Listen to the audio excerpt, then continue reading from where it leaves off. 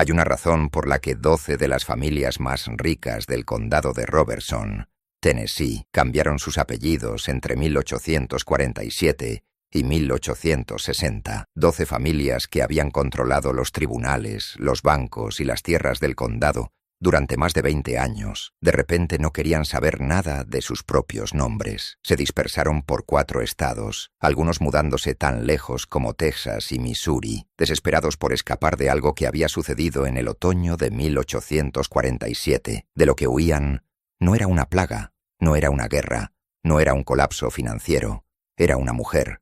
Su nombre era Eliza Harwell, y nació con un ojo azul y un ojo marrón, una condición tan inusual que la gente en 1824 creía que significaba que podía ver cosas que otros no podían. Pero lo que destruyó a esas 12 familias no tuvo nada que ver con la superstición. Tuvo todo que ver con lo que Eliza realmente presenció durante 23 años, lo que entendió sobre cómo funcionaba realmente el poder en Tennessee, y lo que hizo con ese conocimiento cuando finalmente tuvo la oportunidad. Lo llamaron una maldición. Los periódicos lo llamaron el escándalo de Springfield. Antes de continuar con cómo una mujer derribó a 12 de los hombres más poderosos de Middle Tennessee, necesito preguntarte algo. ¿Desde dónde estás viendo esto? Deja tu estado o ciudad en los comentarios abajo. Y si quieres más historias oscuras de la historia de Estados Unidos que suenan imposibles pero que realmente sucedieron, suscríbete y activa la campana de notificaciones. Vas a querer oír cada detalle de esto. Lo que hace a esta historia tan perturbadora no es que Eliza Harwell tuviera algún poder especial, es que tenía algo que estos hombres nunca esperaron que una mujer esclavizada tuviera: acceso a sus secretos, la inteligencia para entender lo que esos secretos significaban y, eventualmente, la oportunidad de hablar. El condado de Robertson, Tennessee, en 1824 era un paisaje de contradicciones. Los campos de tabaco se extendían verdes y rentables bajo el sol del verano, mientras el río Cumberland serpenteaba por valles donde las familias Cherokee habían vivido durante generaciones antes de ser empujadas hacia el oeste. La sede del condado, Springfield, se había vuelto próspera a costa del trabajo forzado. Su palacio de justicia y las casas de los comerciantes hablaban de una riqueza construida sobre el sufrimiento humano que la sociedad educada prefería no examinar demasiado de cerca. El suelo era rico, la temporada de cultivo favorable, y para la década de 1820, el condado de Robertson se había establecido como una de las regiones agrícolas más prósperas de Middle Tennessee. El tabaco era el rey, pero el algodón estaba ganando terreno, y los hombres que controlaban la tierra controlaban todo lo demás: los tribunales, los bancos, los cargos políticos, el futuro mismo. La plantación Harwell se asentaba sobre 800 acres de tierra de primera calidad en el valle, administrada por el coronel James Harwell, un hombre cuya reputación se balanceaba precariamente entre respetado terrateniente y algo más oscuro susurrado en los barrios donde las personas esclavizadas se reunían después de que las campanas de trabajo callaran. Harwell había heredado la propiedad de su padre en 1819 y había pasado 5 años expandiendo tanto sus tenencias como su influencia. Sirvió como magistrado del condado.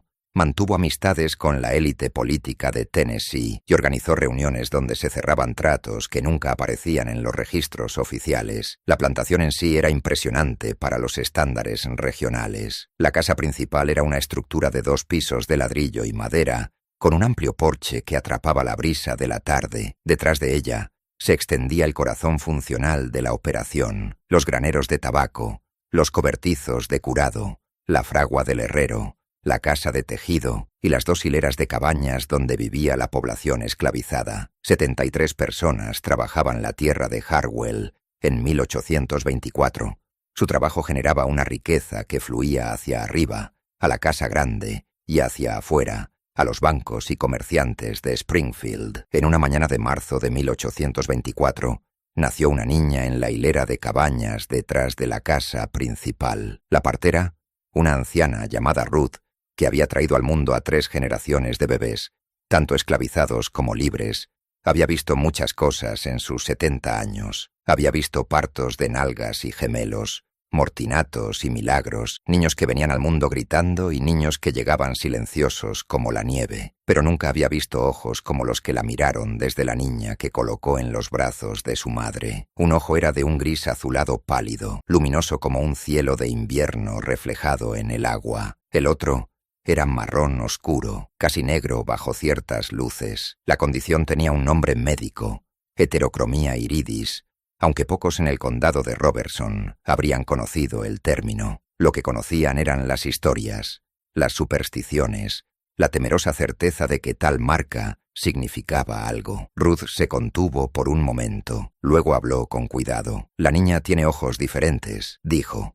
Su voz neutral. «Lo vi una vez antes, hace mucho tiempo. Esa niña vivió hasta ser vieja. Nada malo en ella, solo diferente. Pero Sara, la madre de la niña, vio como las manos de Ruth temblaban ligeramente mientras envolvía a la bebé en un paño limpio. Vio el destello de incertidumbre en el rostro de la anciana, la rápida mirada hacia la puerta como si comprobara quién podría estar escuchando. Sara tenía 24 años. Había sobrevivido al pasaje medio cuando era niña y había aprendido a leer los sutiles lenguajes del miedo y el peligro que gobernaban la vida en la plantación. La madre de la niña la abrazó con fuerza y tomó una decisión en ese momento que daría forma a todo lo que vendría. Llamó a la niña Eliza, un nombre que había oído en las lecturas de la Biblia de la señora, un nombre fuerte que sonaba como si perteneciera a alguien que importaba, y resolvió criarla de la manera más normal posible, a pesar de las miradas y los susurros que inevitablemente seguirían. Durante los primeros 6 años de la vida de Elisa, ese plan funcionó razonablemente bien. Los niños en los barrios la aceptaron con bastante facilidad, fascinados por sus ojos, pero sin inmutarse una vez que la novedad pasó. Jugaban los mismos juegos, compartían las mismas comidas escasas, aprendían las mismas lecciones sobre supervivencia y silencio que todos los niños esclavizados aprendían. Los niños blancos que la vislumbraban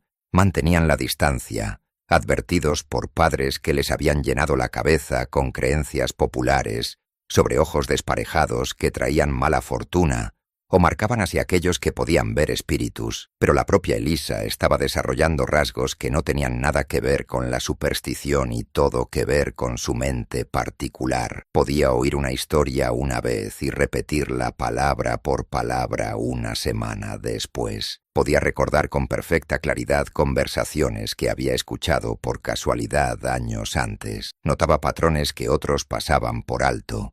Recordaba caras y nombres y conexiones con una precisión que al principio era simplemente impresionante para quienes lo notaban. Su madre, Sara, lo reconoció temprano. A los 4 años, Elisa podía recitar canciones enteras después de escucharlas una vez. A los 5, podía describir en detalle eventos que habían sucedido 2 años antes, recordando no solo lo que sucedió, sino quién estaba presente, qué llevaban puesto. ¿Cómo estaba el clima? A los 6, había comenzado a entender que este don la hacía diferente en formas que iban más allá de sus ojos inusuales. A medida que crecía, se convirtió en algo completamente diferente.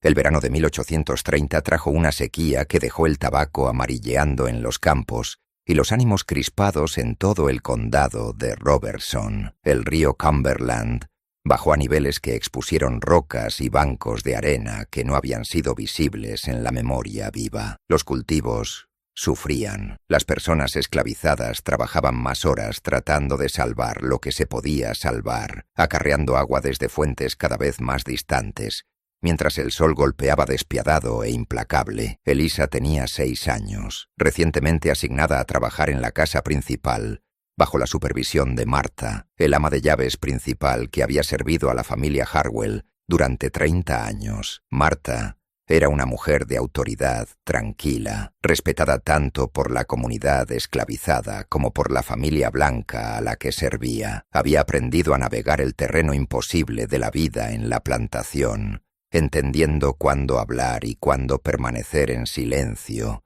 cuándo presionar y cuándo someterse, sobreviviendo a través de una combinación de inteligencia, diplomacia y una utilidad cuidadosamente cultivada. Fue Marta, quien primero reconoció lo que hacía diferente a Elisa, no sus ojos, que habían perdido su novedad por la familiaridad, sino su memoria. La niña oía las instrucciones una vez y las ejecutaba perfectamente días después. Podía recordar qué invitados habían visitado 3 semanas antes, qué habían comido, qué habían discutido mientras ella limpiaba sus platos. Sabía qué armario contenía qué platos, sin que se lo dijeran 2 veces. Podía recitar el menú completo de la semana, después de escuchar al cocinero planificarlo una vez el lunes por la mañana. Recordaba los nombres de personas que había conocido solo brevemente meses antes. Martha observaba esto con creciente preocupación. Había visto lo suficiente de la vida en la plantación como para entender que la inteligencia en las personas esclavizadas era simultáneamente valorada y temida, lo suficientemente útil como para explotarla, lo suficientemente peligrosa como para suprimirla. Un niño que parecía demasiado listo, demasiado observador, demasiado capaz de entender los mecanismos de poder a su alrededor, era un niño en peligro. Una noche a fines de julio, después de que la casa se había calmado, y la mayoría de la gente estaba dormida, Marta buscó a Sara en los barrios. Hablaron en susurros, sus voces apenas audibles sobre el coro de grillos y ranas arborícolas. «Esa niña recuerda demasiado», dijo Marta, su voz baja y urgente. «La observo, oye algo una vez, lo tiene para siempre». La vi contarle a la señorita Harwell sobre una conversación de hace 2 semanas. Recordaba cada palabra exacta. Ese tipo de cosas se notan. El corazón de Sara se encogió con el miedo que había llevado desde el nacimiento de Elisa. «¿Qué estás diciendo que debería hacer?» «Enséñale a olvidar cosas», dijo Marta, «o al menos a fingir. Enséñale a actuar confundida cuando entiende perfectamente. Haz que pida instrucciones 2 veces, incluso cuando las escuchó claramente la primera vez. Necesita parecer ordinaria, o va a atraer una atención que no quiere». Sara entendió de inmediato. Una persona esclavizada que parecía demasiado inteligente, demasiado observadora, era una amenaza para el sistema que requería que fueran vistos como inferiores, como naturalmente aptos para la servidumbre, como incapaces del razonamiento superior que justificaba su esclavitud. La inteligencia tenía que ser ocultada, atenuada, hecha invisible. Comenzó a enseñarle a Elisa el difícil arte de parecer menos capaz de lo que era. Fue una lección amarga, entrenar a su hija para que se menospreciara a sí misma.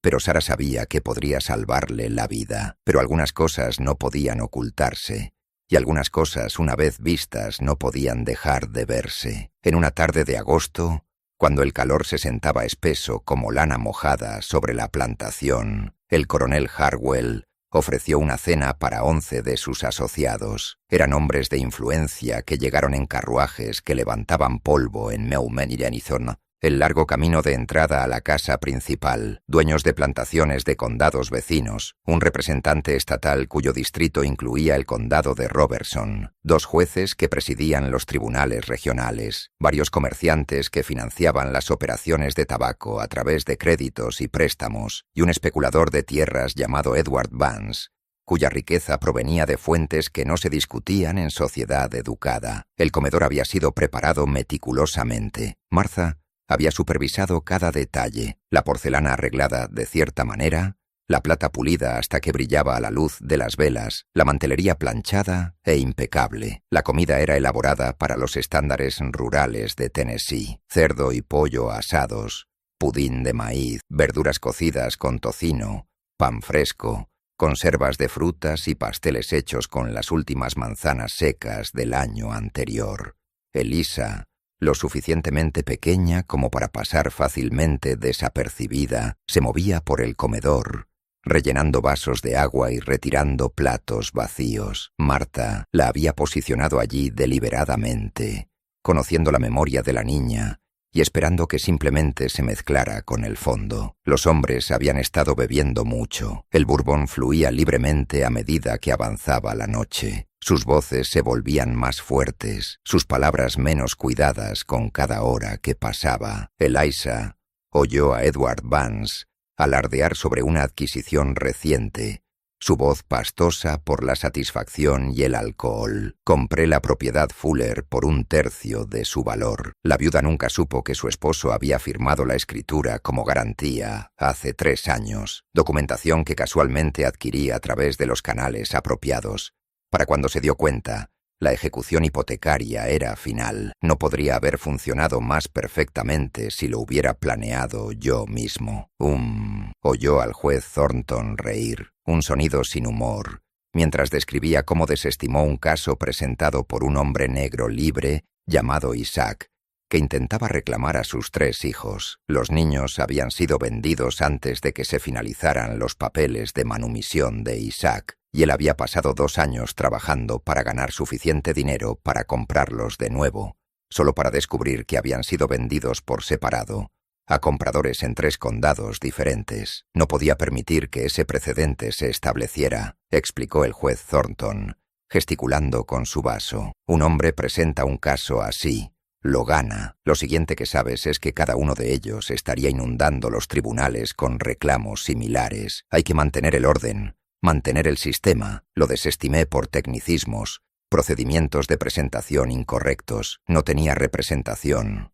Por supuesto, no podía pagarla. Lo hizo bastante simple. Los otros hombres asintieron apreciativamente, entendiendo las implicaciones. La ley existía no para la justicia, sino para mantener las estructuras de poder que los beneficiaban. Oyó al propio coronel Harwell discutiendo un plan para manipular al tasador del condado para que subvalorara ciertas propiedades a lo largo del valle del río Cumberland, haciéndolas vulnerables a la adquisición por parte de lo que él llamaba nuestro consorcio. El plan implicaba un esquema complejo de ofertas bajas coordinadas, deudas fabricadas y ejecuciones hipotecarias estratégicas que transferirían tierras de cultivo de primera calidad de pequeños agricultores en apuros a los hombres en esa habitación. Y oyó algo más, algo que la hizo detenerse con una jarra de agua congelada en sus pequeñas manos, su corazón de repente ruidoso en sus oídos. Los hombres estaban discutiendo sobre una mujer llamada Grace Thornhill, una mujer de color libre que poseía 40 acres de tierra de cultivo de primera calidad justo en las afueras de Springfield. La había heredado de su padre blanco,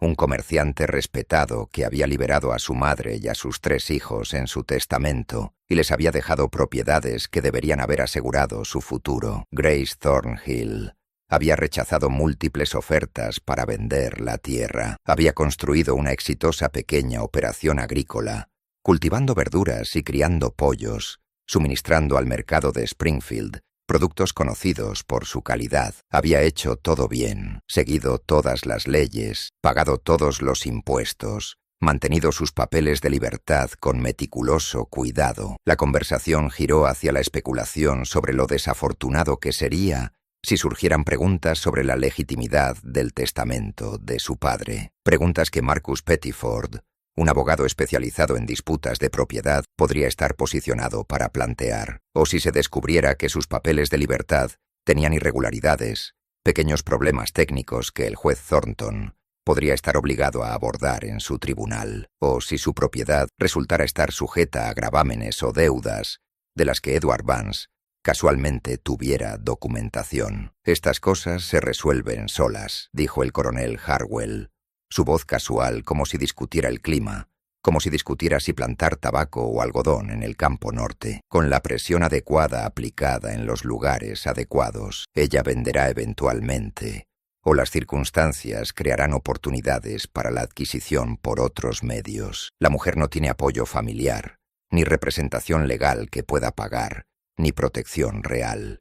Es simplemente una cuestión de paciencia y coordinación. Los otros hombres murmuraron, asintiendo, pasando ya a discutir otros asuntos, otras oportunidades de coordinación rentable. Elisa permaneció inmóvil, la pesada jarra todavía en sus manos, observando a estos hombres que tenían el poder de la vida y la muerte, la prosperidad y la ruina sobre todos en el condado de Robertson. Tenía 6 años, pero entendió con repentina y terrible claridad exactamente lo que estaba escuchando. Estos hombres estaban planeando destruir a Grace Thornhill, tomar todo lo que ella había construido, todo lo que su padre le había dejado, simplemente porque querían su tierra y tenían el poder de tomarla. 2 meses después, en una fría noche de octubre, la granja de Grace Thornhill se quemó hasta los cimientos. Ella murió en el incendio, atrapada en una estructura que los vecinos dijeron más tarde que pareció arder con una velocidad e intensidad inusuales. Su tierra fue vendida en una subasta 3 semanas después de su muerte,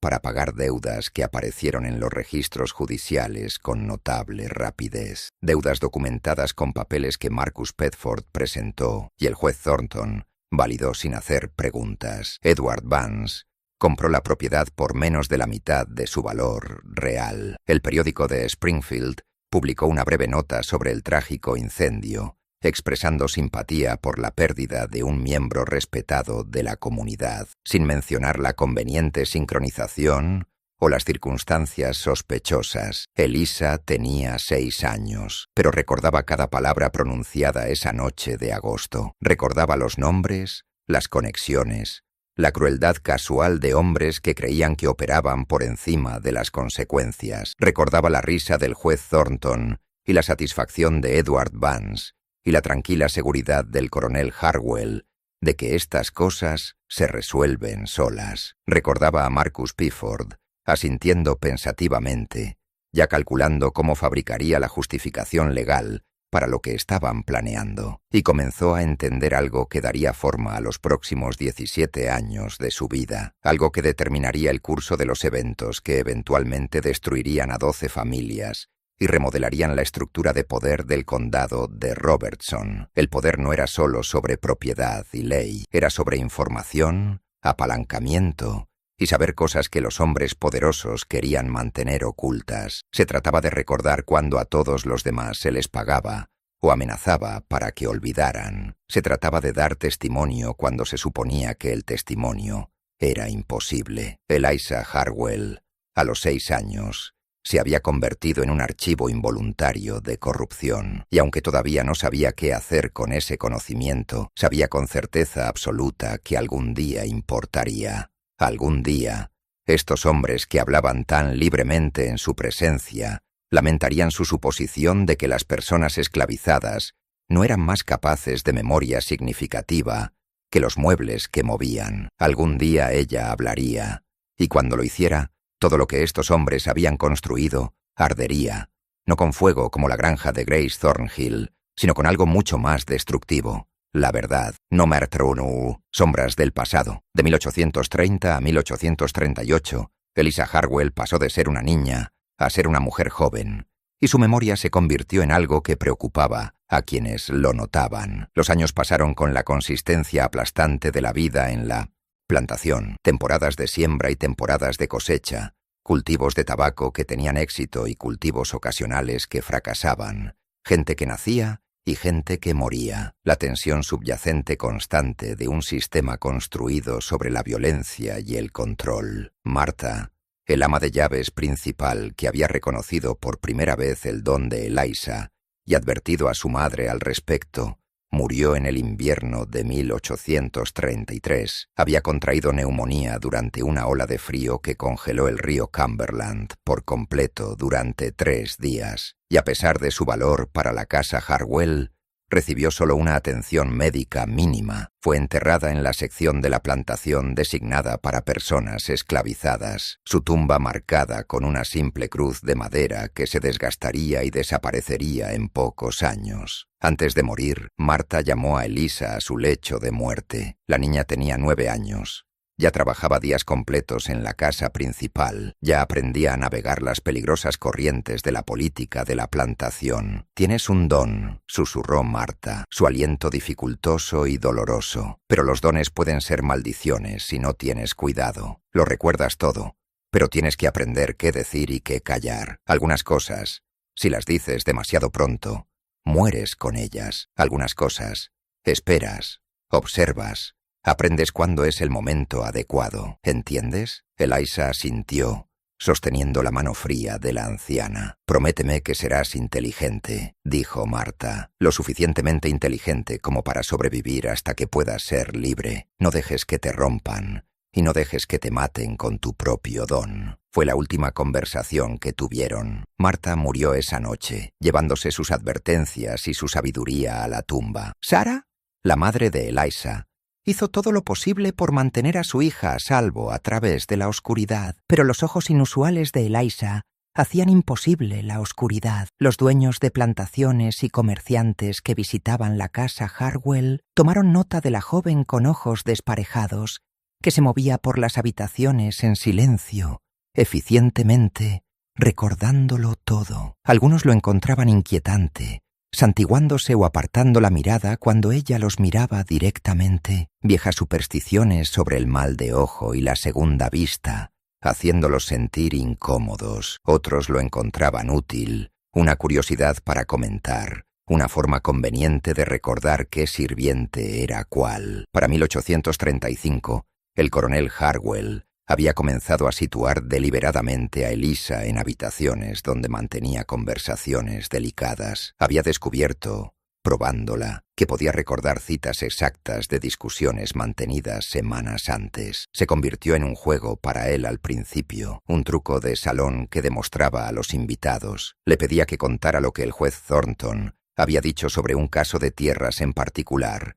hacía 2 semanas, y ella repetía la conversación al pie de la letra, incluyendo la fraseología exacta del juez y los precedentes legales específicos que había mencionado. Los invitados expresaban asombro, especulaban sobre su habilidad inusual, se preguntaban si sus ojos distintivos de alguna manera se relacionaban con su memoria distintiva. El coronel Harwell aceptaba sus cumplidos por poseer un espécimen tan interesante. Se reía de lo útil que era tener un registro vivo de sus tratos comerciales. Lo que el coronel Harwell no se daba cuenta era que Eliza había comenzado a llevar un registro de todo lo que oía, organizándolo en su mente como un vasto libro de contabilidad de transacciones, traiciones y secretos. Sabía qué deudas eran reales y cuáles se fabricaban para justificar ejecuciones hipotecarias. Sabía qué casos judiciales se habían decidido antes de ser escuchados oficialmente. Jueces que recibían instrucciones de los hombres que controlaban la economía del condado de Robertson. Sabía qué escrituras de propiedad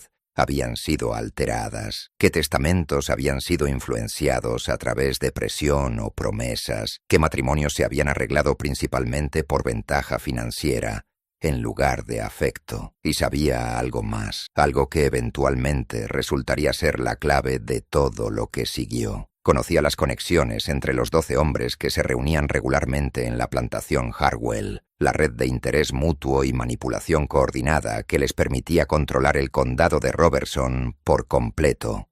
Se hacían llamar la Asociación de Springfield, aunque no existía tal organización en ningún registro oficial, ni estatutos presentados ante el Estado, ni lista de miembros guardada en ningún tribunal. Era un arreglo informal, del tipo que los hombres poderosos siempre han hecho, coordinando sus intereses para multiplicar su poder individual.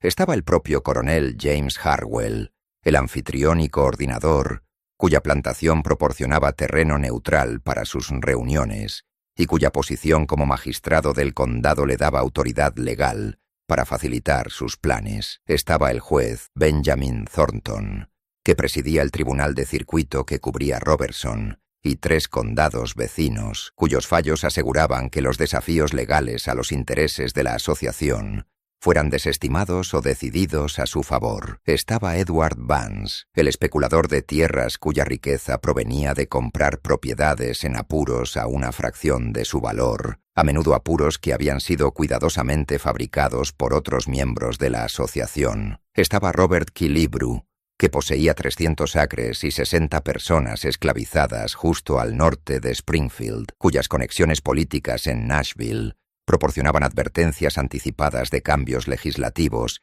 que podrían afectar los valores de la tierra o los mercados agrícolas. Estaba Samuel Batson, cuya operación de desmotadora de algodón abastecía a la mitad del condado y cuyo monopolio sobre el procesamiento de algodón le permitía establecer tarifas y plazos de pago que mantenían a los agricultores más pequeños perpetuamente endeudados con él. Estaba William Greer, que controlaba la oficina de tierras del condado y tenía acceso a todos los registros de propiedad, informes de agrimensores e información de títulos, lo que lo hacía invaluable para identificar propiedades vulnerables y fabricar documentación cuando era necesario. Estaba Thomas Whitley, cuya tienda de ramos generales en Springfield extendía crédito que mantenía a los agricultores más pequeños atrapados en ciclos de deuda, los rendimientos de sus cultivos comprometidos antes incluso de ser plantados, sus tierras sirviendo como garantía para préstamos que nunca podrían pagar por completo. Estaba Jefferson Cunningham,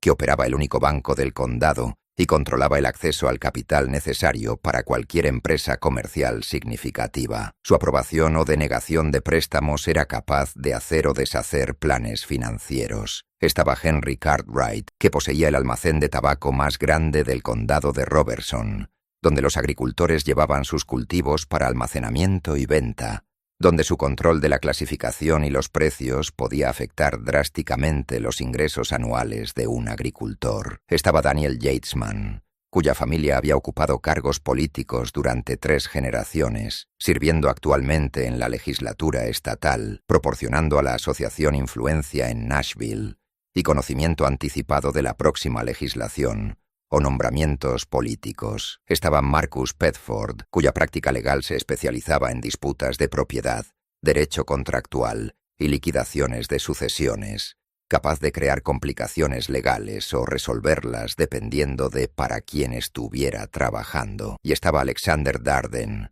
que administraba la casa de subastas de esclavos en Springfield, donde se compraban y vendían seres humanos, donde se separaban familias y las vidas se reducían a inventario, donde los miembros de la asociación podían coordinar compras para suprimir la competencia y controlar los precios. Estos 12 hombres controlaban la economía y el sistema legal del condado de Robertson a través de una cuidadosa coordinación y apoyo mutuo. Se enriquecían mutuamente a través de información compartida y acción coordinada. Destruían a cualquiera que amenazara sus intereses usando tribunales y contratos y presión cuidadosamente aplicada en lugar de violencia, aunque la violencia estaba disponible cuando era necesaria, aplicada a través de intermediarios que no podían ser conectados de nuevo a ellos. Hacían todo esto mientras mantenían reputaciones de ciudadanos respetables, diáconos de la iglesia, hombres de familia que asistían a los servicios dominicales,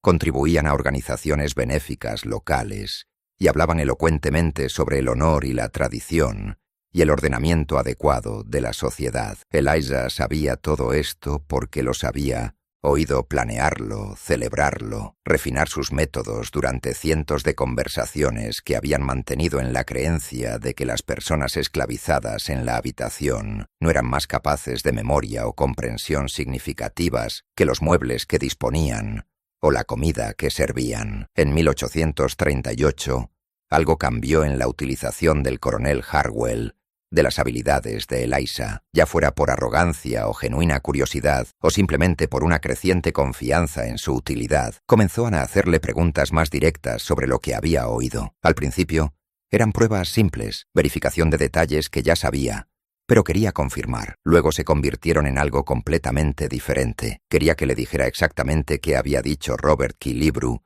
sobre una disputa de límites con un propietario vecino, palabra por palabra, para poder entender la posición real de Killebrew frente a lo que había afirmado públicamente. Quería saber exactamente cuánto dinero había mencionado Thomas Whitley que había prestado a un agricultor en particular, porque los números que Whitley estaba informando a la asociación no coincidían con lo que había dicho en una conversación casual. Quería recordar exactamente en qué propiedades Edward Vance había expresado interés en adquirir durante varias discusiones, para poder adquirirlas él primero o asociarse con Vance en términos más favorables. El coronel Harwell, en otras palabras, estaba usando la memoria de Eliza para ganar ventaja sobre sus propios asociados. La asociación se basaba en el beneficio mutuo, pero Harwell había comenzado a ver oportunidades para beneficiarse ligeramente más que los demás, para posicionarse como el primero entre iguales,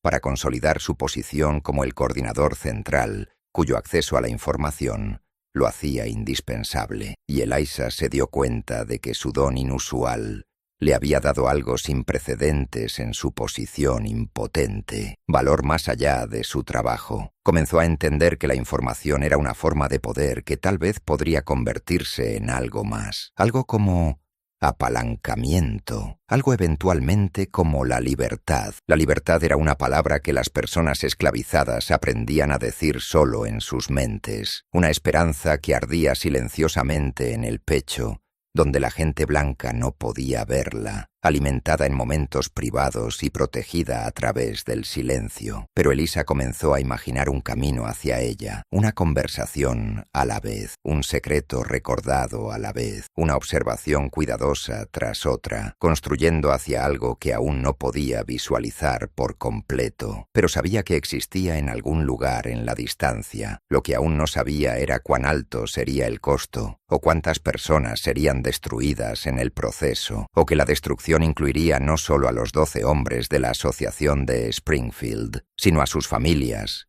sus descendientes, sus legados cuidadosamente construidos que se reducirían a cenizas y escándalo, y nombres que la gente cambia para escapar. El camino hacia la libertad, cuando comienzas desde el fondo de un sistema diseñado para mantenerte allí para siempre, requiere la voluntad de derribar toda la estructura. Y Eliza Harwell, aunque no podría haberlo articulado a los 14 años, estaba comenzando a entender que derribar estructuras era exactamente lo que se requeriría. El año 1841 marcó un punto de inflexión, aunque nadie lo reconoció en ese momento. La salud del coronel Harwell había comenzado a declinar, una tos persistente que el médico del condado atribuyó a años de polvo de tabaco y al clima húmedo de Tennessee. La tos empeoró durante el invierno, acompañada de dolores en el pecho y dificultad para respirar. Para la primavera estaba claro que el tiempo del coronel Harwell, como jefe de la plantación y líder de la asociación de Springfield, estaba llegando a su fin. Su hijo, James Harwell Jr., que había estado estudiando Derecho en Nashville durante 3 años, regresó a casa para prepararse para hacerse cargo, eventualmente, de la plantación. James Jr. tenía 26 años.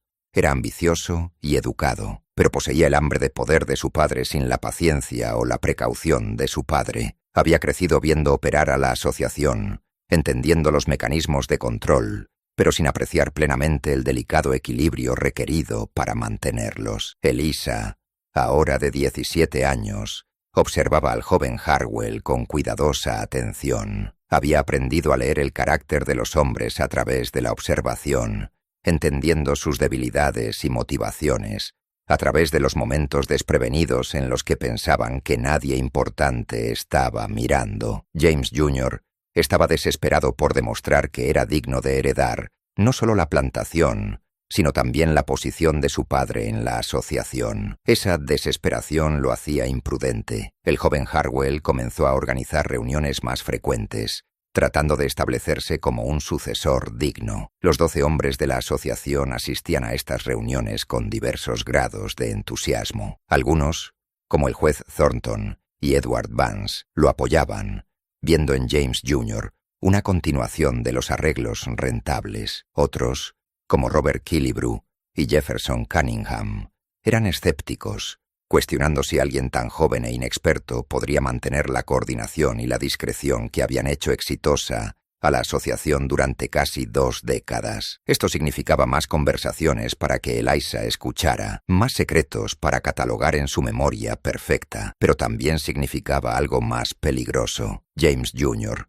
estaba comenzando a hablar de ella, a hablar de sus habilidades inusuales de maneras que su padre nunca lo había hecho. La conversación que lo cambió todo ocurrió en la oficina de la plantación en una fría tarde de febrero de 1843. James Jr. había invitado a Edward Vance y Marcus Pedford a discutir la expansión de sus operaciones. El coronel Harwell estaba postrado en cama arriba, su tos tan severa que apenas podía hablar, su autoridad ya desvaneciéndose a medida que se acercaba la muerte. «La memoria de la chica es notable», dijo James Jr., gesticulando hacia Elisa, que estaba de pie en la esquina de la habitación, aparentemente esperando para rellenar las bebidas, pero en realidad escuchando cada palabra. Mejor que cualquier registro escrito, porque no hay nada que encontrar.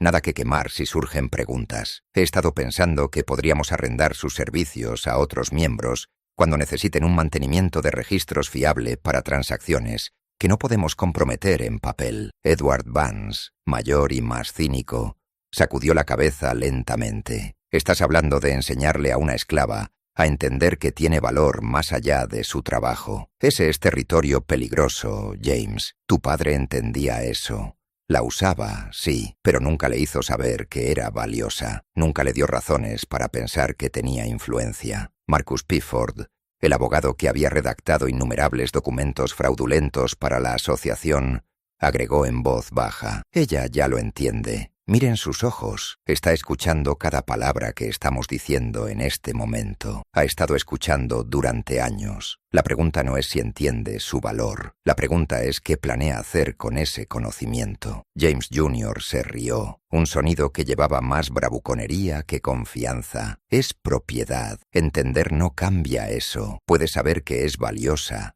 Incluso puede saber secretos que nos dañarían. ¿Pero qué puede hacer? ¿Quién creería su testimonio? ¿Quién le daría una plataforma para hablar? El sistema nos protege completamente. Pero Eliza ya había aprendido algo crucial de esa conversación, algo que Marcus Bedford había revelado inadvertidamente a través de su preocupación. La asociación de Springfield temía la evidencia escrita de sus tratos. Durante casi 20 años, habían sido meticulosos en mantener sus transacciones más perjudiciales fuera de los registros oficiales, confiando en acuerdos privados y entendimientos verbales que no podían ser citados o utilizados en su contra en los tribunales. Lo que no se daban cuenta era que Eliza se había convertido en su archivo involuntario, guardando en su memoria todo lo que habían sido tan cuidadosos de no escribir. Cada transferencia de escritura fraudulenta, cada caso judicial manipulado, cada ejecución hipotecaria coordinada,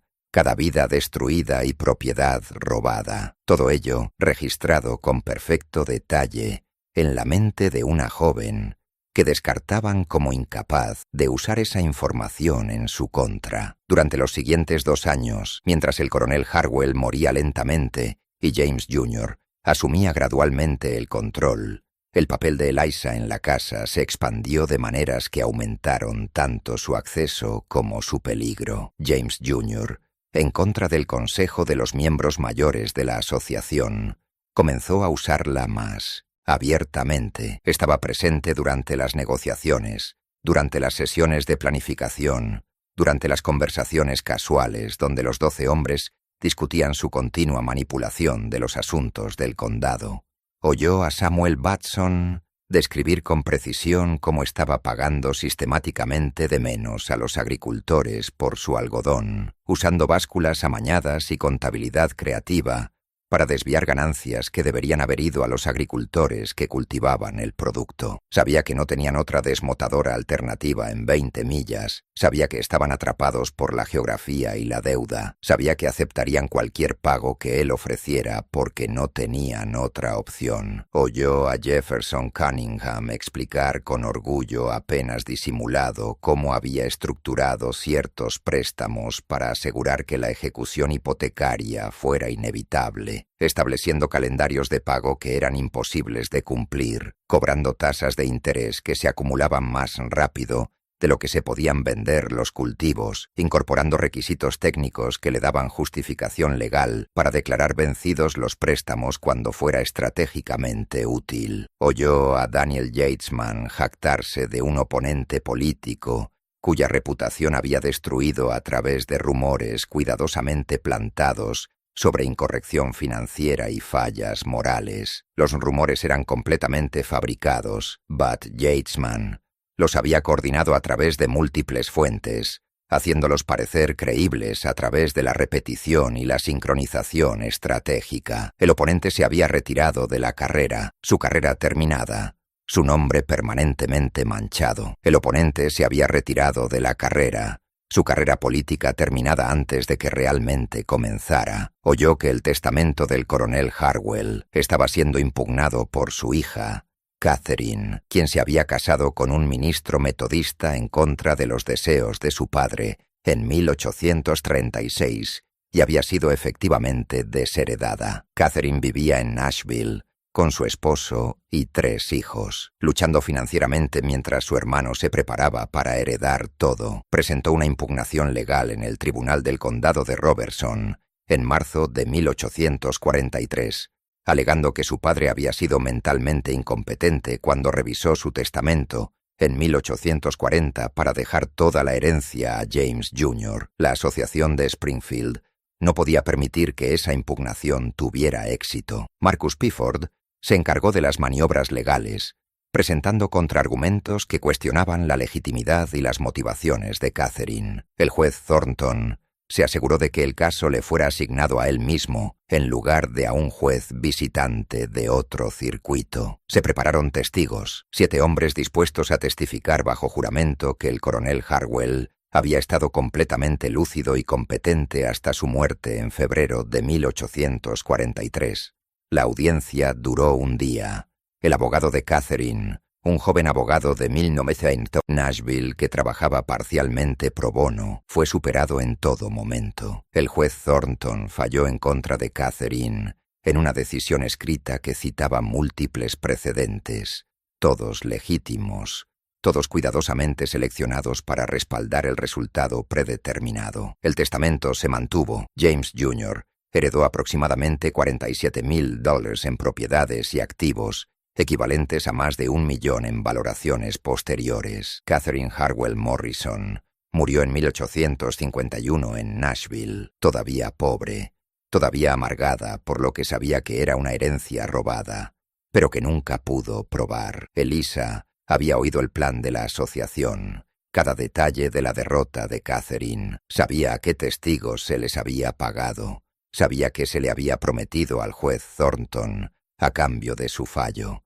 Sabía exactamente cómo se habían coordinado los argumentos legales semanas antes de que comenzara oficialmente la audiencia. Pero lo que había empezado a notar era algo que los propios miembros de la asociación parecían pasar por alto. Su coordinación, su dependencia mutua, se había convertido en su debilidad estructural. Los secretos de cada hombre estaban entrelazados con los de los demás. La documentación de las adquisiciones de propiedades fraudulentas de Edward Vance había sido preparada por Marcus Bedford y validada en el tribunal del juez Thornton, usando registros del condado a los que se accedía a través de William Greer. Los préstamos que Jefferson Cunningham emitía estaban asegurados por las ventas de cultivos a través del almacén de Henry Cartwright y procesados a través de la desmotadora de Samuel Batson. La cobertura política que Daniel Yatesman proporcionaba en Nashville dependía del apoyo financiero de los 12 miembros. Exponer un hilo y toda la red se volvía visible. Destruir la credibilidad de un hombre y las preguntas se extenderían naturalmente a sus asociados. Era un sistema que funcionaba perfectamente mientras permaneciera oculto, pero era extraordinariamente vulnerable una vez examinado. Elisa tenía 20 años en 1844. Era esclavizada, considerada legalmente propiedad con un valor aproximado de $900 en el mercado abierto según su edad, salud y capacidades. No tenía poder de ninguna manera que la ley de Tennessee reconociera, pero sabía cosas que podrían destruir a 12 de los hombres más poderosos de Middle Tennessee. Sabía fechas exactas, cantidades específicas, citas precisas, detalles verificables. Sabía dónde estaban enterrados los cuerpos metafóricamente, y en al menos 2 casos, literalmente, aunque los detalles nunca llegarían a los registros oficiales del tribunal. La pregunta era qué hacer con ese conocimiento, y si el costo de usarlo sería sobrevivible. En la primavera de 1844, James Harwell Jr.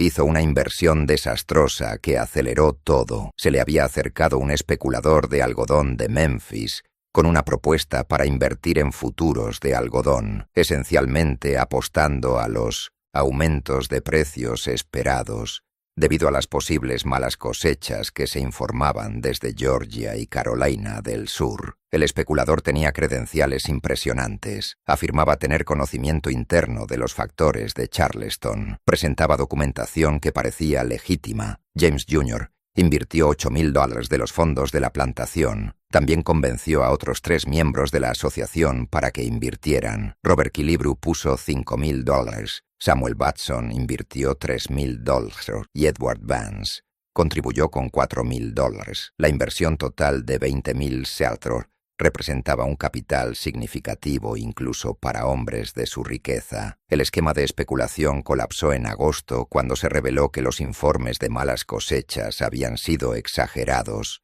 posiblemente fabricados por el especulador de Memphis, que había tomado dinero de múltiples inversores y desaparecido. Se presentaron cargos criminales, pero el hombre nunca fue localizado. Los inversores lo perdieron todo. $20.000 perdidos, el equivalente a 15 años de ganancias de una plantación de tamaño mediano. La pérdida en sí fue lo suficientemente perjudicial, pero la verdadera destrucción provino de lo que reveló sobre el juicio de James Jr.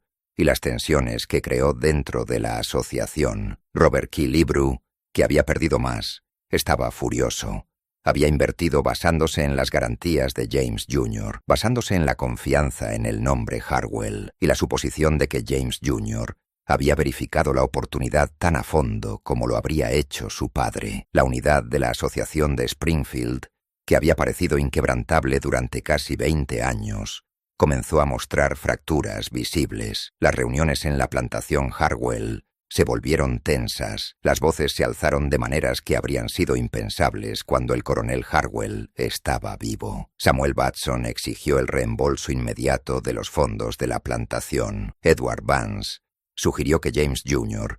vendiera porciones de la propiedad para cubrir las pérdidas. Robert Killebrew hizo amenazas apenas veladas sobre exponer ciertos arreglos compartidos si no se le compensaba. Eliza observaba estas confrontaciones con cuidadosa atención, entendiendo que la crisis crea oportunidades. La asociación se estaba debilitando, la confianza se estaba rompiendo, el interés propio estaba abrumando el beneficio mutuo, y James Jr., desesperado y acorralado, tomó la decisión que finalmente lo destruiría todo. Decidió vender a Eliza. La decisión llegó en octubre de 1844, después de una reunión de la asociación particularmente acalorada, donde Robert Killebrew había declarado explícitamente que si James Jr. no podía administrar sus propias finanzas, tal vez no se podía confiar en él para coordinar sus intereses colectivos. La amenaza implícita era clara. La asociación podría retirar su apoyo, podría incluso volverse hostil si James Jr. no restauraba la confianza. James Jr.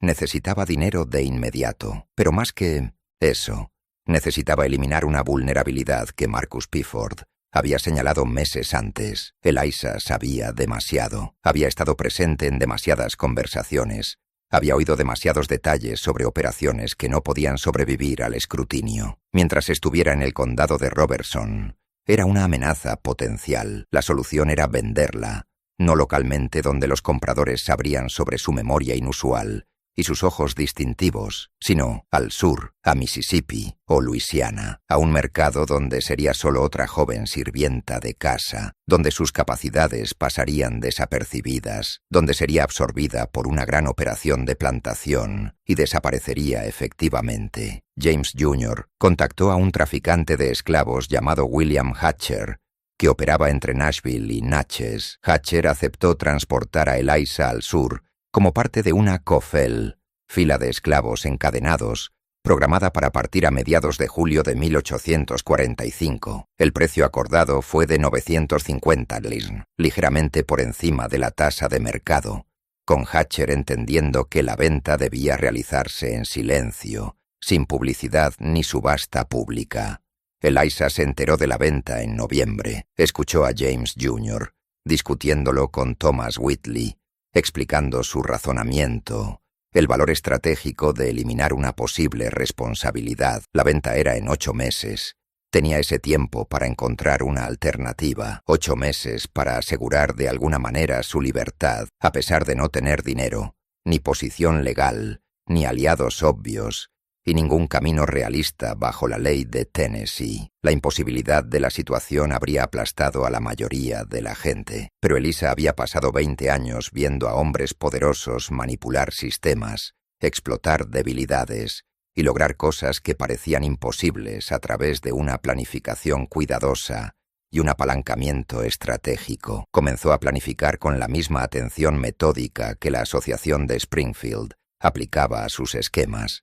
Primero, necesitaba aprender a escribir. La lectura le había llegado naturalmente durante años de proximidad a libros y documentos en la casa Harwell, pero escribir requería práctica, requería materiales, requería privacidad. Comenzó a usar carbón en tablas de madera que podían limpiarse, practicando la formación de letras en las primeras horas de la mañana antes de que la casa se despertara. Formaba letras en la tierra fuera de las cabañas que podían borrarse al instante. Trazaba palabras en ceniza en las piedras del hogar en la casa de la cocina, desarrollando el control motor fino necesario para una escritura legible. Para marzo de 1845, podía escribir lo suficientemente claro como para componer una carta simple. Segundo, necesitaba un intermediario, alguien con suficiente credibilidad e independencia para potencialmente ayudarla, alguien que no fuera parte de la estructura de poder del condado de Robertson, que la asociación controlaba. La oportunidad llegó a fines de mayo, cuando el reverendo Thomas Walsh vino a Springfield para una semana de servicios de avivamiento. Walsh era un predicador de circuito con sede en Nashville, conocido por sermones apasionados sobre la corrupción moral y el deber cristiano. Se había forjado una reputación en todo Middle Tennessee, atrayendo grandes multitudes y estableciendo conexiones con políticos, periodistas y reformadores en Nashville, que eran cada vez más críticos con la esclavitud y el poder político de los dueños de plantaciones. Walsh se quedó, como solían hacer tales predicadores, con familias prominentes que podían permitirse hospedarlo. Pasó 3 noches en la plantación Harwell, llegando un martes por la noche y partiendo el viernes por la mañana. El miércoles por la noche, Eliza hizo algo que requería sincronización, valor y un enorme riesgo. Se le había asignado preparar la habitación de invitados, lo que le daba acceso legítimo. Mientras Walsh estaba en la cena, entró en su habitación y dejó una carta en su almohada, parcialmente oculta bajo la colcha, donde la encontraría al retirarse por la noche. La carta era breve, sin firmar, escrita con cuidado. Señor, un hombre cristiano que predica contra la corrupción podría desear saber que existe una gran corrupción en el condado de Robertson, que involucra robo de propiedad, manipulación de tribunales y destrucción de personas inocentes. Información detallada está disponible de alguien que ha presenciado y puede relatar actos específicos con total precisión. Si desea saber más, camine más allá del gran roble en el límite este de la propiedad al amanecer del jueves. Venga solo. Esto concierne a asuntos de justicia que pueden interesar a un hombre de Dios. Walsh encontró la carta esa noche, la leyó a la luz de las velas. Su expresión, según lo que luego contó a otros,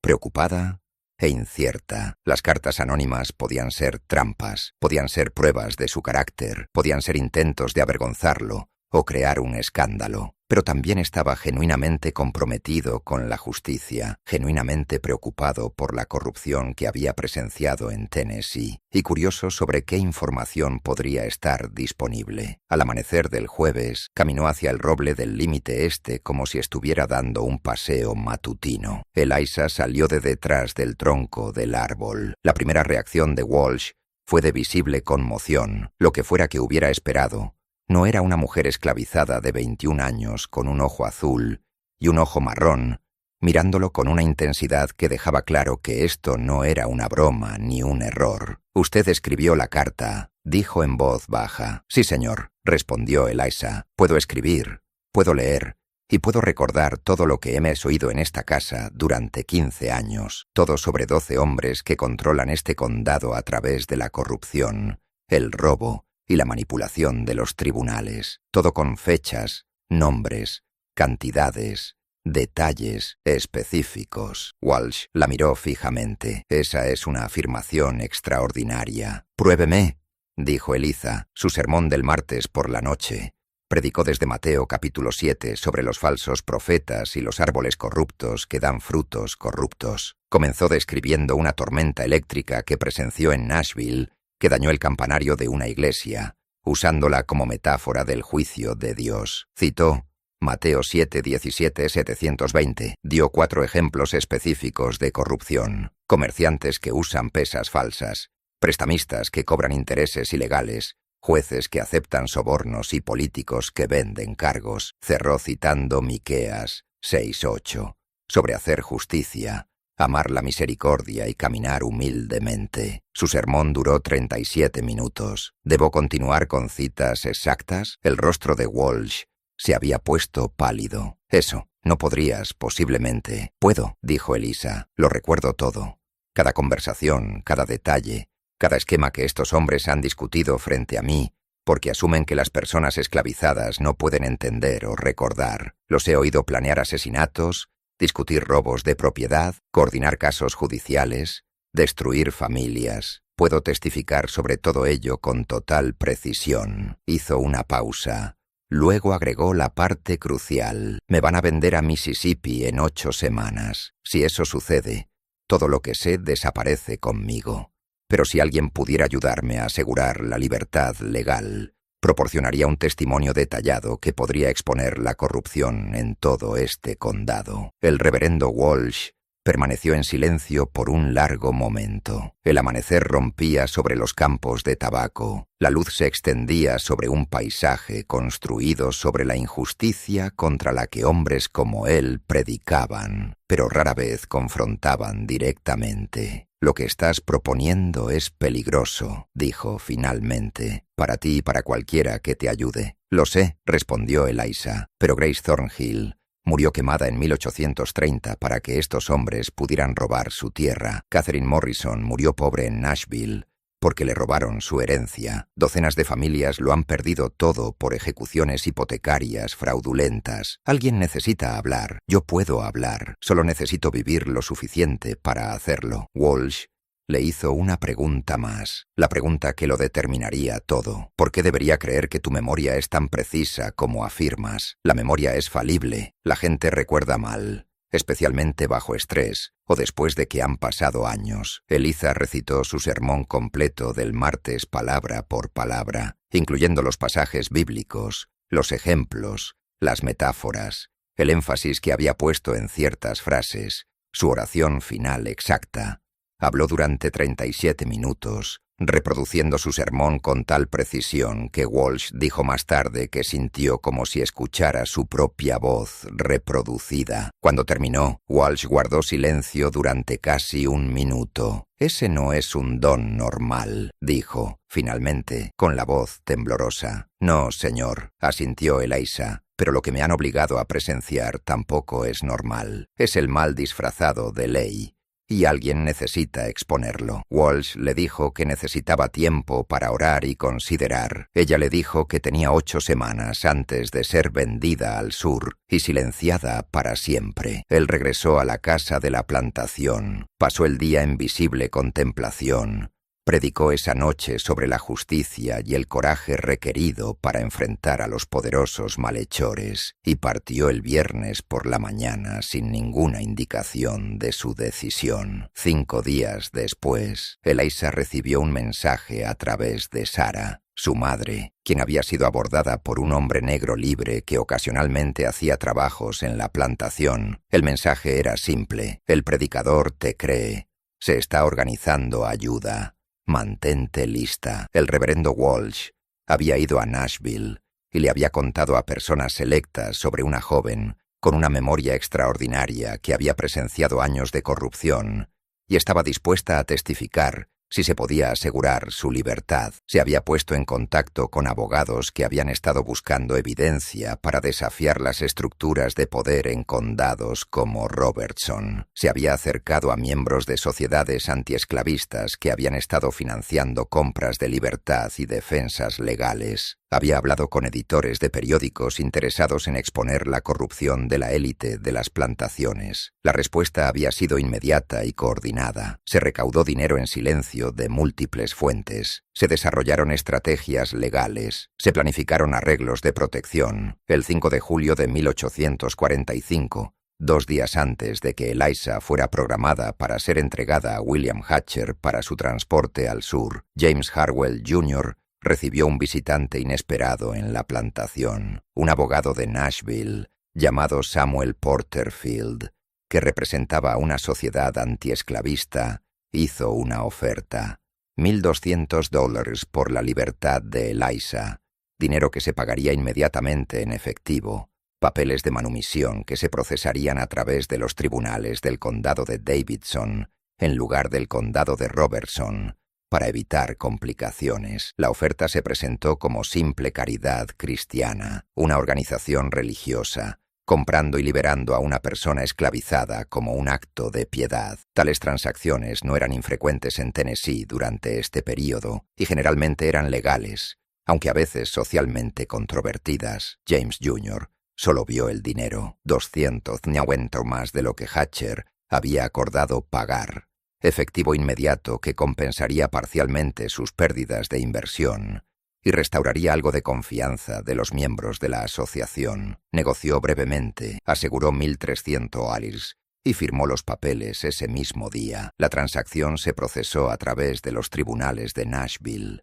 En una semana, Eliza Harwell se convirtió en una mujer libre el 12 de julio de 1845. Fue transferida a una tutora de Nashville, una viuda llamada señora Elizabeth Crane, que simpatizaba con la causa antiesclavista y aceptó proporcionar vivienda y protección legal. Para cuando James Harwell Jr. entendió completamente lo que había sucedido, Eliza estaba en Nashville, fuera de la jurisdicción del condado de Robertson, bajo protección legal, y comenzando a reunirse con abogados que estaban preparando casos que eventualmente involucrarían a múltiples tribunales en todo Tennessee. La revelación arrasó la asociación de Springfield como el pánico. James Jr. convocó una reunión de emergencia el 18 de julio. Los 12 hombres se reunieron en la plantación Harwell.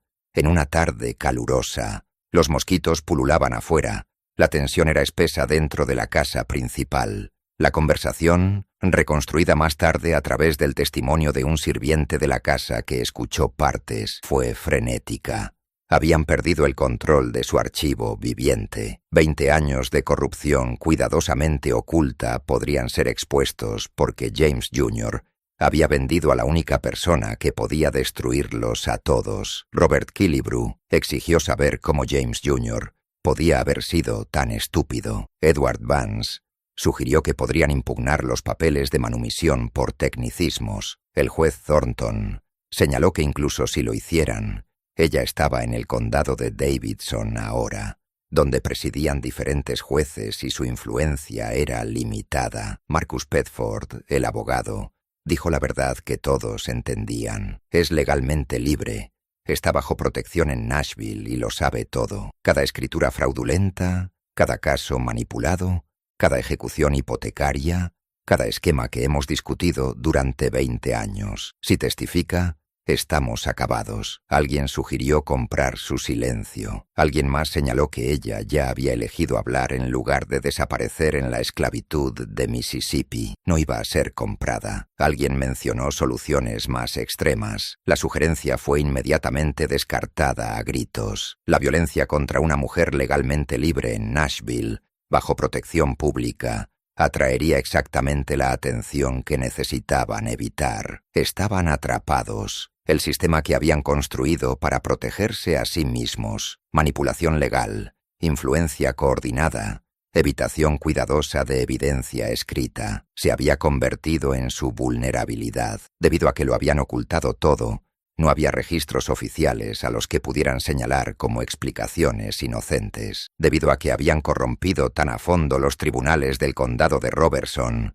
sus afirmaciones de inocencia no serían creíbles en ningún otro lugar. James Harwell Jr. entendió, quizás por primera vez en su vida privilegiada, que había cometido un error catastrófico nacido de la arrogancia y la desesperación. Su rostro, según el sirviente que lo presenció, se había vuelto gris como la ceniza. La pregunta que uno de ellos hizo, la historia no registra.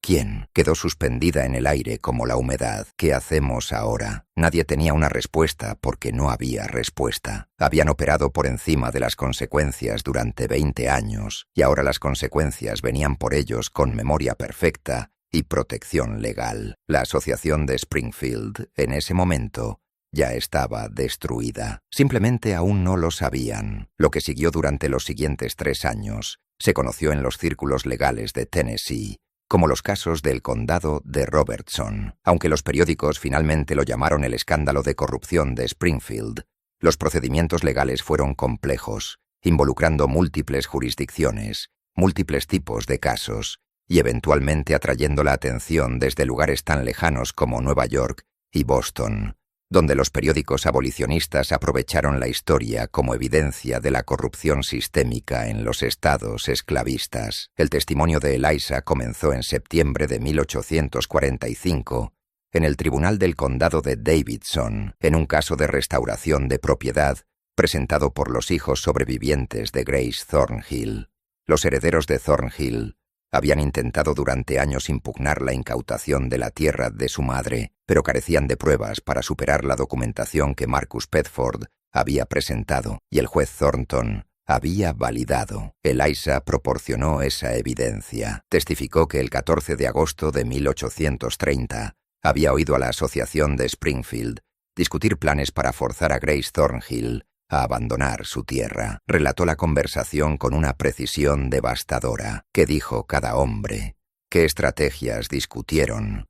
¿Cómo habían coordinado la creación de documentación de deuda falsa? Describió cómo Marcus Pedford había explicado su enfoque para fabricar fundamentos legales para la incautación, cómo el juez Thornton había asegurado a los demás que validaría el reclamo sin escrutinio, cómo Edward Vance ya había identificado la propiedad como deseable para la adquisición. Los abogados defensores objetaron enérgicamente. El testimonio de una persona esclavizada, incluso alguien posteriormente liberado, no debería ser admisible contra hombres blancos en disputas de propiedad. La objeción fue desestimada. Eliza era legalmente libre en el momento del testimonio, y los tribunatos del condado de Davidson operaban bajo precedentes ligeramente diferentes a los de los condados rurales. Cuestionaron su memoria. ¿Cómo podía alguien recordar citas exactas de 15 años antes? El juez permitió que Eliza lo demostrara. Recitó palabra por palabra las declaraciones de apertura de ambos abogados que se habían dado 2 días antes. Los taquígrafos del tribunal confirmaron que su precisión era perfecta. Proporcionó detalles que podían verificarse con los registros, fechas de presentaciones judiciales específicas, cantidades mencionadas en reclamos de deuda, nombres de testigos que testificaron en el caso de ejecución hipotecaria original. Donde los registros aún existían, su testimonio coincidía. Donde los registros se habían perdido convenientemente, el patrón de pérdida conveniente en sí mismo sugería la precisión de sus afirmaciones sobre la manipulación. El caso duró 3 semanas. El veredicto llegó en octubre. La incautación de la propiedad Thornhill se había basado en documentación fraudulenta. La tierra debía ser restaurada a los herederos de Grace Thornhill, con daños y perjuicios. Pero eso fue solo el comienzo. Otras familias que habían perdido propiedades por ejecuciones hipotecarias de la asociación se presentaron con abogados financiados por sociedades antiesclavistas y oponentes políticos de las estructuras de poder de las plantaciones. Se presentó un caso tras otro a fines de 1845 y en 1846 Eliza testificó en 11 procedimientos separados, cada vez proporcionando relatos detallados de conversaciones que había escuchado sobre propiedades específicas, esquemas específicos, manipulaciones coordinadas específicas. El imperio de especulación de tierras de Edward Vance colapsó a medida que se reclamaba propiedad tras propiedad. Sus tenencias documentadas, aquellas que realmente había comprado legítimamente, se vendieron para pagar sentencias y honorarios legales. Para 1847 había huido de Tennessee por completo, reubicándose en Texas, donde murió en 1852, en bancarrota y deshonrado. Jefferson Cunningham enfrentó una investigación criminal por fraude bancario, basada en el testimonio de Eliza sobre las prácticas de manipulación de préstamos. Ella describió conversaciones específicas donde Cunningham había explicado cómo estructuraba los préstamos para garantizar la ejecución hipotecaria, cómo se había coordinado con otros miembros de la asociación para atrapar a los agricultores en ciclos de deuda. La investigación duró 8 meses. Cunningham fue obligado a renunciar al banco en 1846, enfrentó multas civiles,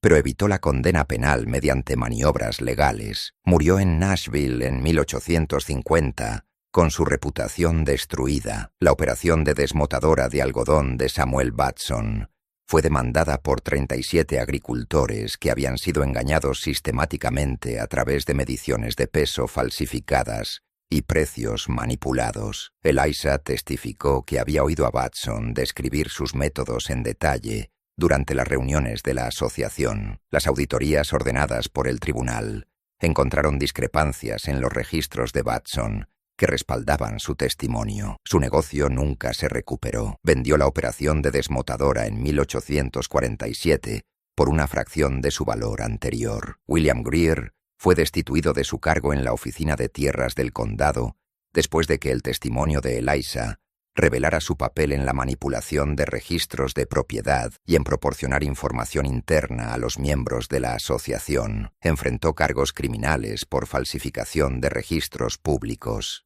El juicio terminó en un jurado en desacuerdo, pero su carrera estaba terminada. Se mudó a Mississippi en 1848, uno por uno, durante 1845, 1846 y hasta 1847. Las 12 familias enfrentaron desafíos legales, colapso financiero y exposición pública. Algunos lucharon desesperadamente con sus propios abogados y las conexiones políticas restantes. Algunos huyeron a otros estados, abandonando propiedades y comenzando de nuevo, donde sus nombres aún no estaban asociados con el escándalo. Algunos, como James Harwell Jr., simplemente colapsaron bajo el peso acumulado. La plantación Harwell fue embargada en 1846, cuando James Jr.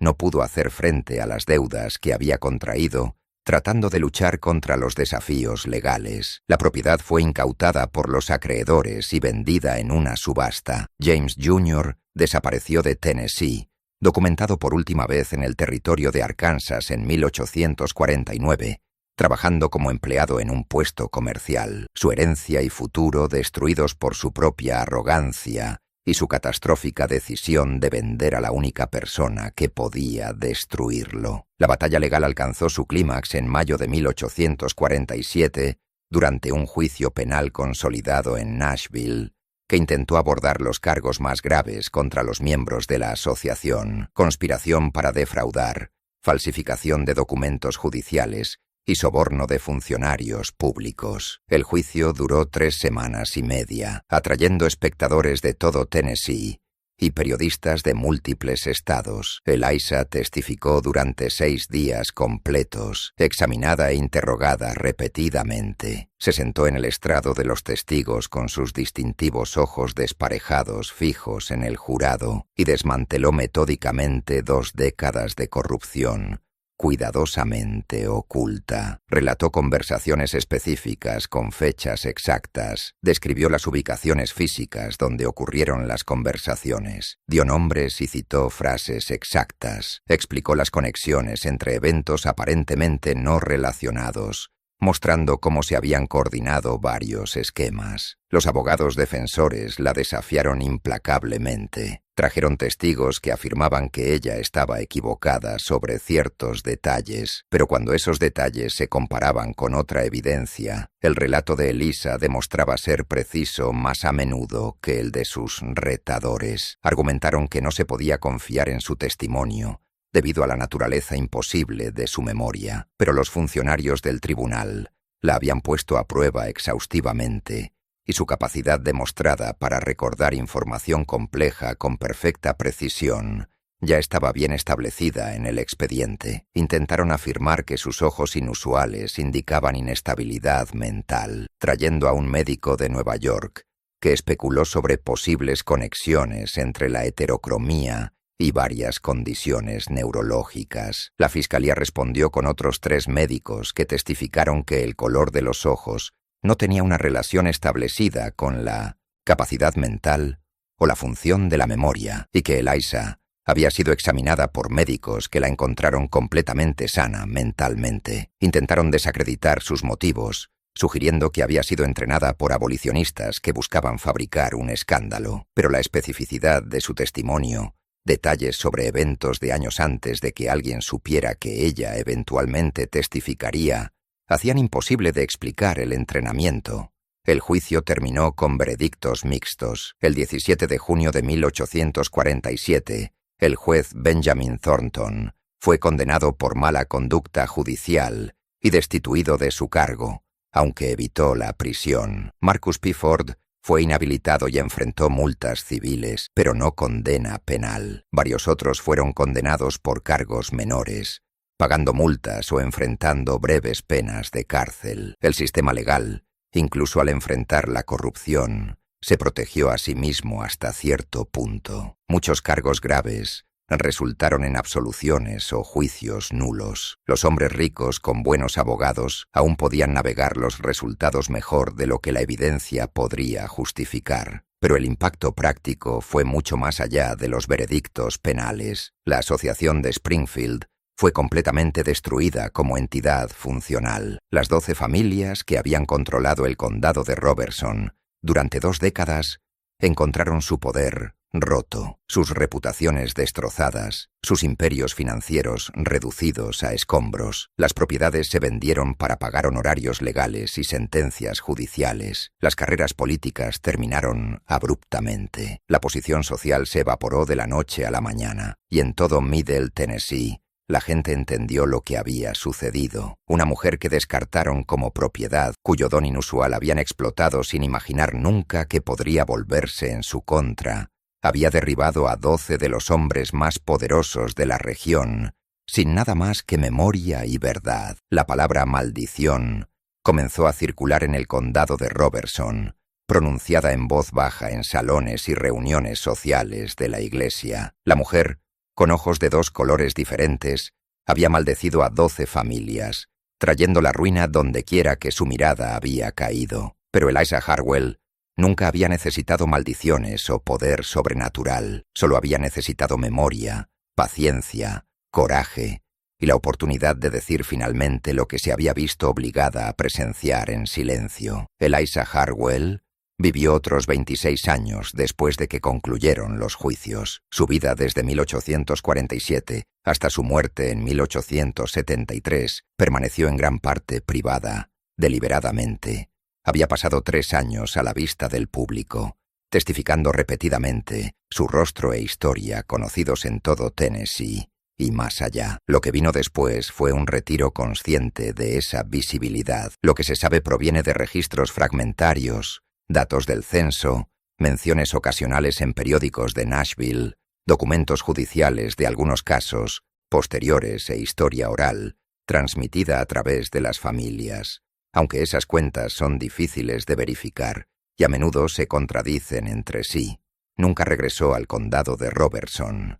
Eso es seguro. Los $1,300 que recibió de la Sociedad Antiesclavista de Tennessee, que había financiado su libertad, combinados con pequeños pagos de varias familias que habían reclamado propiedades basándose en su testimonio, le permitieron establecer una vida modesta pero estable en la comunidad negra libre de Nashville. Se casó en septiembre de 1849 con David Porter, un carpintero liberado que había comprado su propia libertad en 1843. Su matrimonio fue registrado en el condado de Davidson. Tuvieron 3 hijos que sobrevivieron hasta la edad adulta.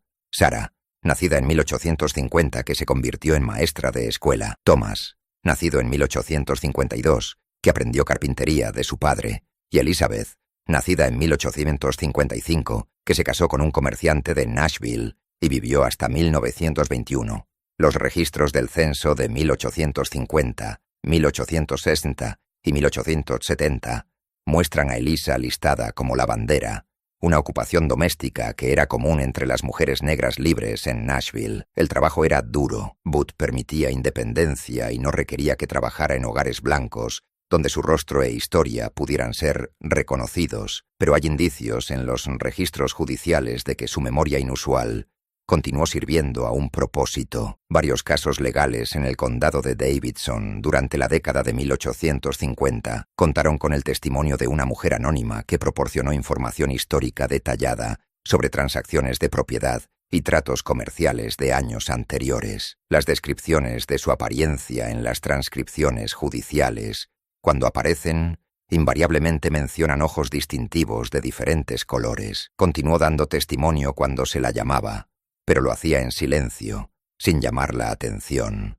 hablando solo cuando su testimonio era necesario, y luego regresando a su vida privada. Las 12 familias de la Asociación de Springfield se dispersaron y disminuyeron. Algunos descendientes permanecieron en Tennessee, llevando apellidos que alguna vez habían infundido respeto, pero que ahora llevaban asociaciones con escándalo y corrupción. El nieto de Robert Killebrew cambió el apellido familiar a Kilborn y se mudó a Kentucky en 1869. Los hijos de Daniel Yatesman se trasladaron a Alabama. El hijo de Thomas Whitley vendió la tienda de ramos generales de la familia en 1851 y se mudó a St. Louis. Otros simplemente desaparecieron de los registros, sus líneas familiares terminaron o se volvieron imposibles de rastrear. Alexander Darden murió en 1849.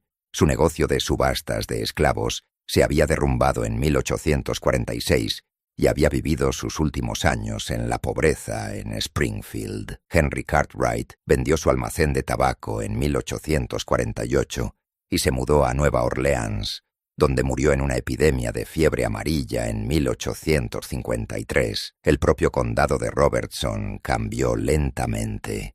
Nueva gente se mudó, compró propiedades que habían sido incautadas o vendidas. La estructura política cambió a medida que las antiguas redes de poder colapsaron y se formaron otras nuevas. No fue una transformación hacia la justicia. El sistema que había permitido que la Asociación de Springfield floreciera permaneció en gran parte intacto, construido sobre la esclavitud y la desigualdad que requeriría una guerra para comenzar a abordarse, pero la constelación específica de corrupción coordinada que Eliza había ayudado a exponer no se reformó en el condado de Robertson. El recuerdo de lo que sucedió, el escándalo público, sirvió al menos como un disuasivo temporal. El incendio del Palacio de Justicia de 1891 destruyó muchos registros de la década de 1840. El incendio comenzó alrededor de las 2:00 del 7 de marzo, en la sala de almacenamiento de registros donde se guardaban los documentos más antiguos. Para cuando respondió la Brigada de Bomberos Voluntarios de Springfield, toda el ala oeste del Palacio de Justicia